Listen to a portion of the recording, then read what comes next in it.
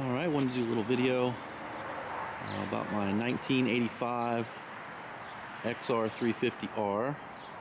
I picked this bike up for $400 and it didn't run when I got it, but I took the carb apart and cleaned it out, put it back together and tuned it a little bit, and it starts up now. It's got a little bit of it's got some wear and tear.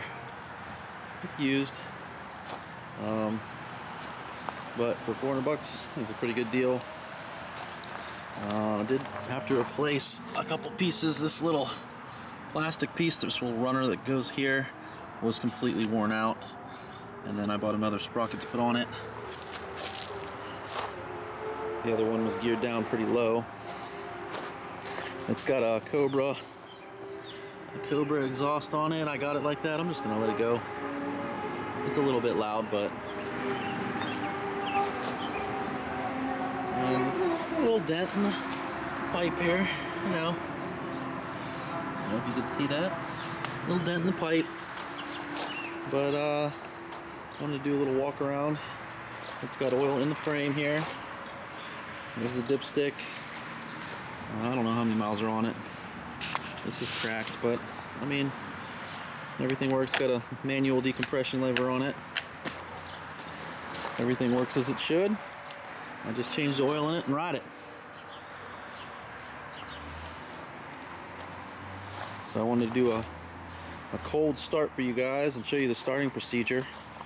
It's got a little sticker under there. I just left it the way I found it. I figured, I don't know if the stickers came with it at the time or if that's aftermarket, but a little wear here from probably use and abuse.